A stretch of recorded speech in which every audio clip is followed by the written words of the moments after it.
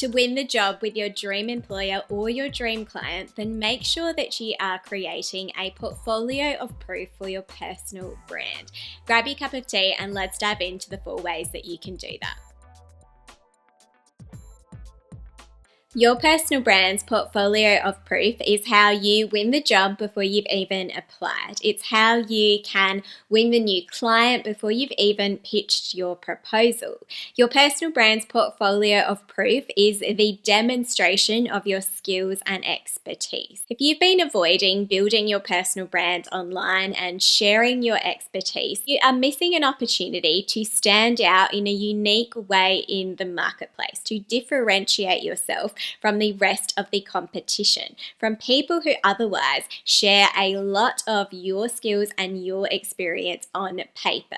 You're missing the chance to highlight what you can bring uniquely to that role, to that client, or to that workplace. Recruiters are increasingly paying more attention to online professional personal brands. LinkedIn often gets the limelight when it comes to a professional personal brand. It has over 1 billion users on the platform. It is the biggest platform for professional networking. And it's said that every 7 minutes someone is hired via LinkedIn. And there are over 3 million hires made via LinkedIn per year. It's also said that 72% of recruiters use the platform as a part of their recruitment process. And 67% of recruiters have said that the talent that they hire via LinkedIn is of a higher quality. If you work for yourself, you will probably already be aware that your clients also pay attention to the content that you create. Usually this happens long before they ever get in touch with you. You are demonstrating your skills and your expertise to them on an ongoing basis before they actually progress down that decision-making process, which we'll talk about further in this episode as well. And LinkedIn is merely the obvious choice when it comes to your professional personal brand, but there are a lot more places that you can build the portfolio of proof for your personal brand, and we're going to get into that in this episode as well. First, let's break down what your portfolio of proof is with tip number 1. Tip number 1 is to build your stock and flow.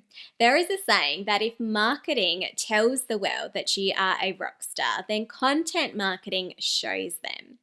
When you think about applying for a job and putting together your resume, your cover letter, or optimizing your LinkedIn profile, that is often the pitch for your professional personal brand. You are selling what you have to offer a marketplace.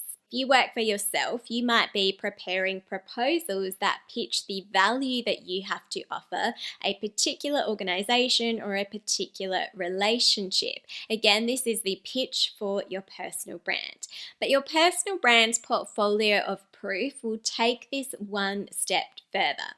It is the consistent demonstration of your skills and your expertise. This leads me to this concept of stock and flow that I learnt in Austin Keelong's book, Show Your Work. And I believe he got this concept of stock and flow in the media sense from Robin Sloan, who adopted this as a metaphor for media from an economic principle.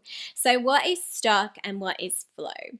Let's start with flow. The book Show Your Work says flow is the feed. It's the posts and tweets. It's the stream of daily and sub-daily updates that remind people that you exist. Stock is the durable. So compared to flow, stock is the thing that can potentially last for weeks, for months, maybe even years for your personal brand. So how are you differentiating between those two elements? If flow is what reminds the world that you exist, then stock is that evergreen content that is continuously building up in the background, continuously demonstrating your expertise and your skill set, so that when the right potential relationship comes along and actually is exposed to what it is that you have to offer the marketplace, then you have this built buildup of stock that is going to demonstrate that for them. So essentially, your personal brand creates a flow of consistency online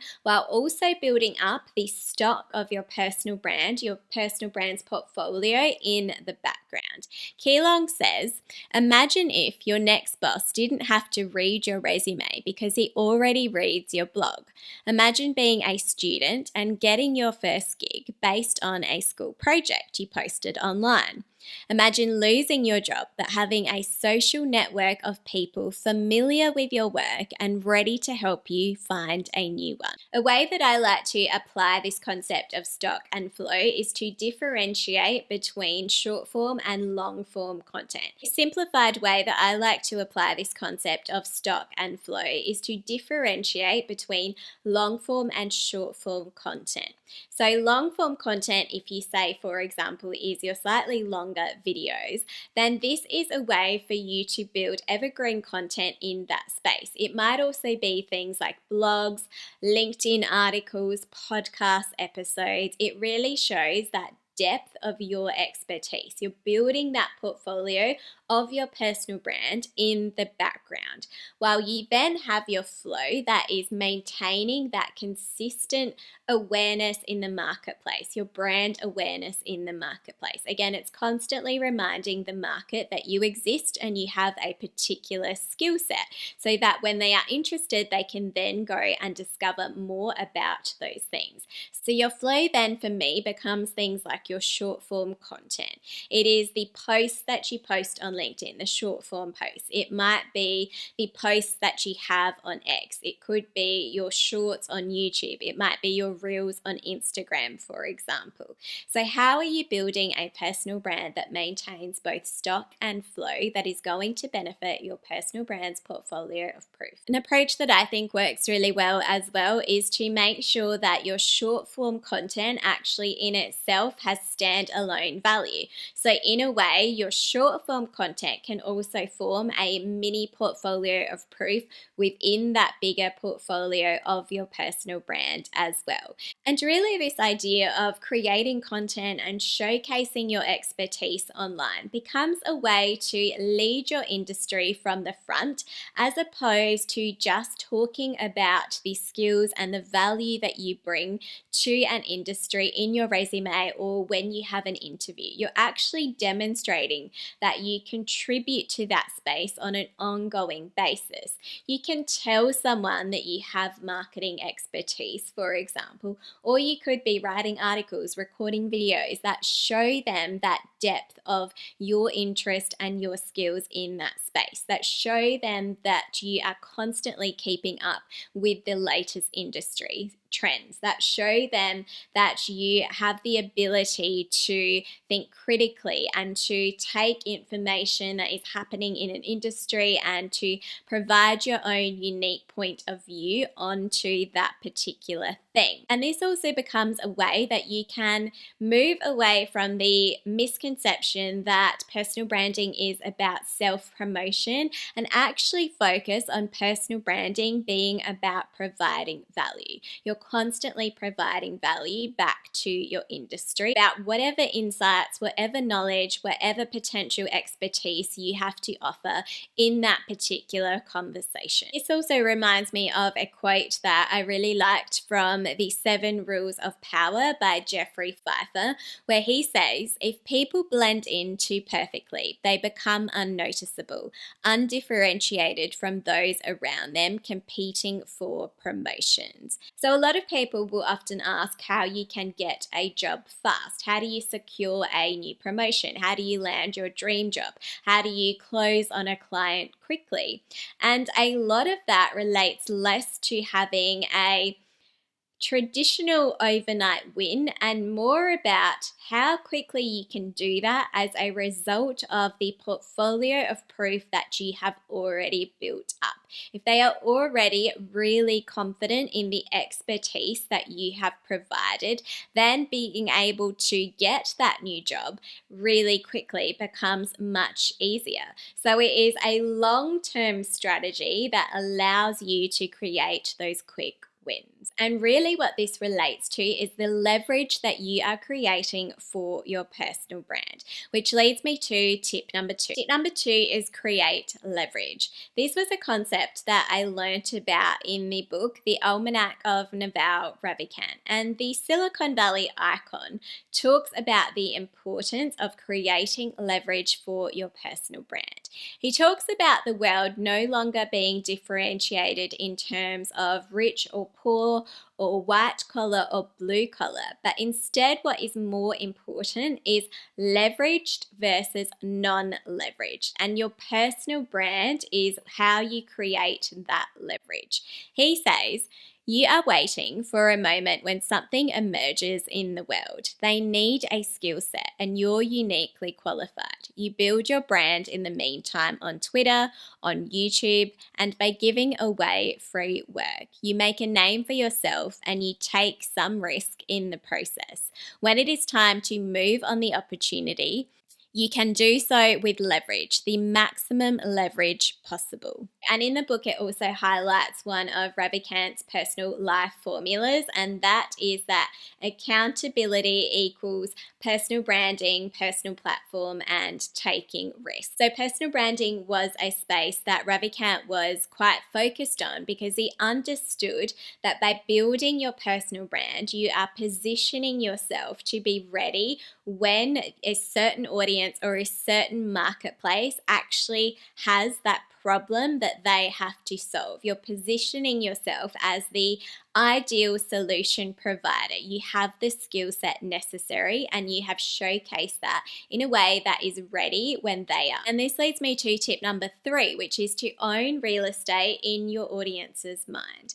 As I mentioned, you want to position your personal brand through the portfolio of proof and the stock and flow strategy that you have created as being the solution to your audience's problem when they become aware of having a particular problem.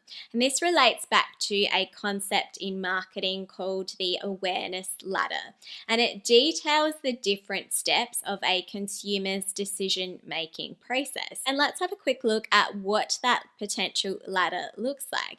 It often begins with there being no problem, with them not having the problem or not having an awareness of the problem. Then it moves into them becoming problem aware. This is when they start to realize that there is a particular need or a want that they want to address.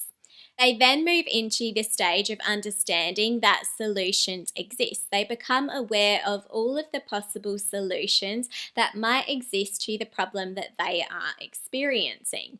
They then move into becoming aware of you as a solution provider.